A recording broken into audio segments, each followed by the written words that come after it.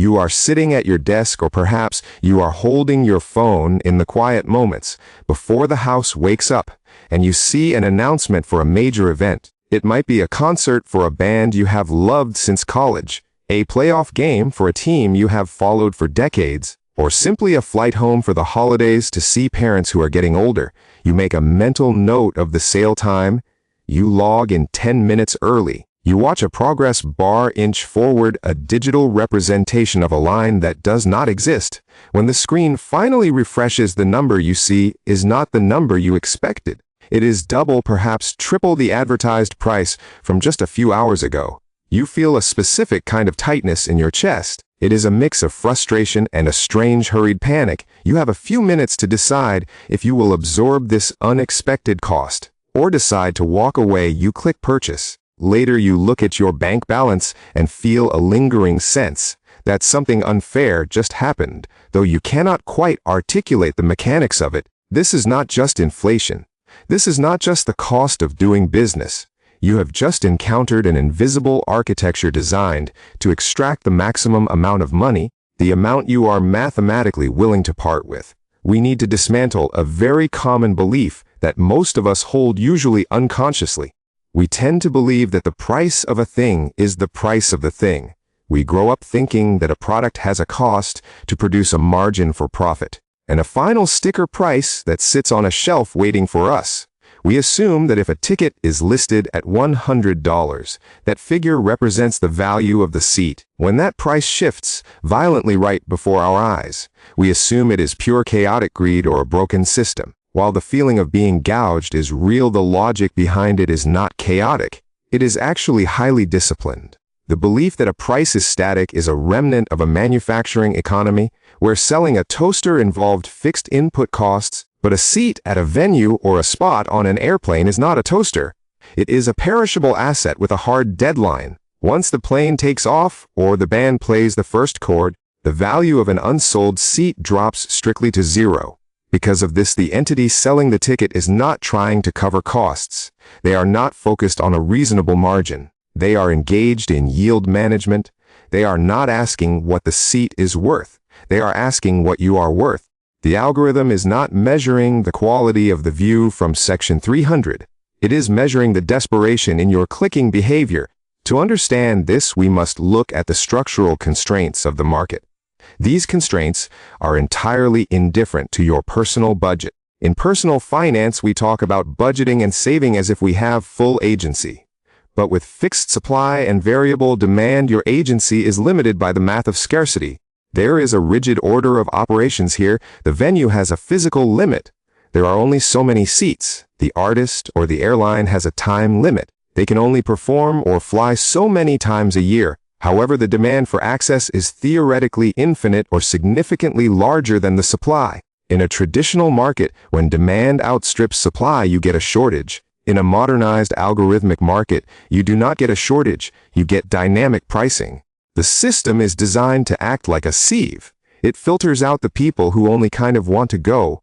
It leaves only the people who feel they absolutely must go. The price rises until it hits the exact point where demand matches supply. It is efficient for the seller, but for the buyer it is a financial stress test. It transforms a leisure activity into a bid against your neighbors.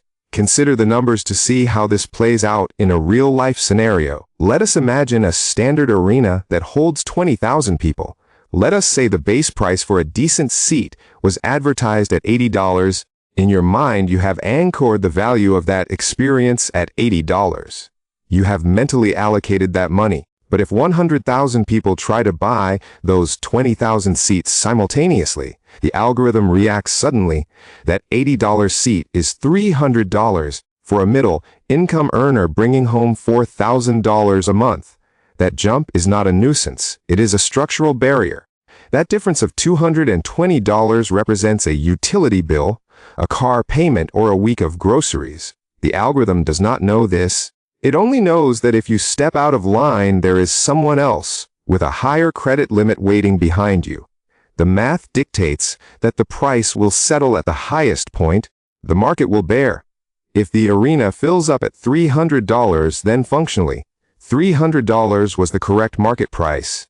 Regardless of how unfair it feels to the person who was priced out, the number is not arbitrary. It is a calculation of collective consumer liquidity.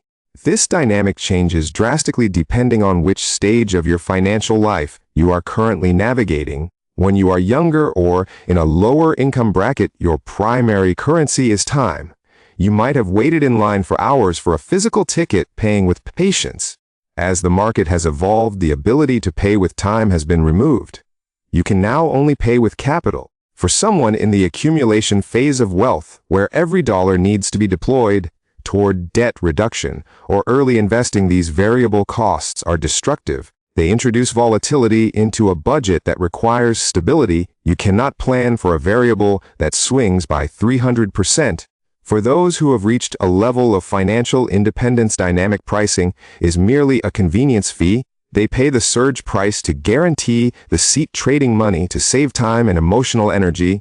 The system is inherently designed to favor those who have already won the financial game, while penalizing those who are still building their foundation. It reinforces a reality where access to shared cultural experiences becomes a luxury good, rather than a standard part of American life.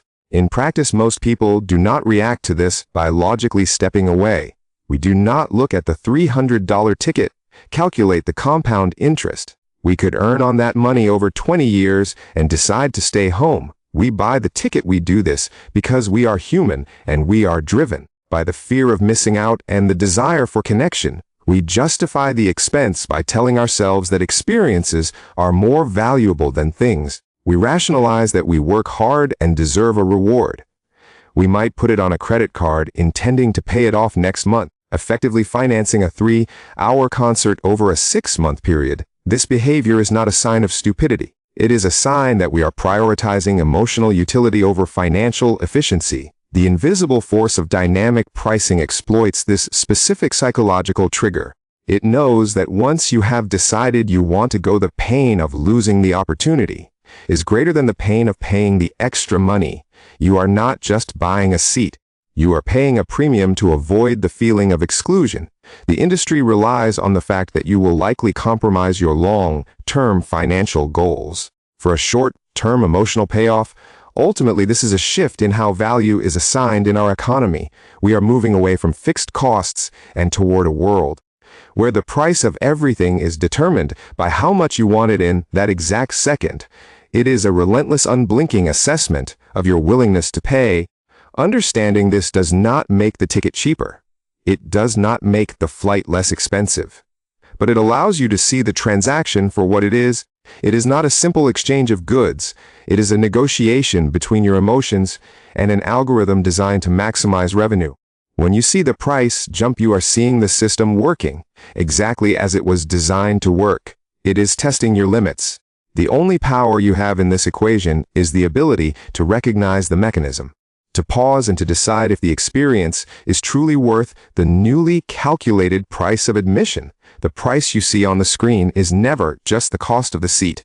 It is a precise calculation of exactly how much the market determines. Your memories are worth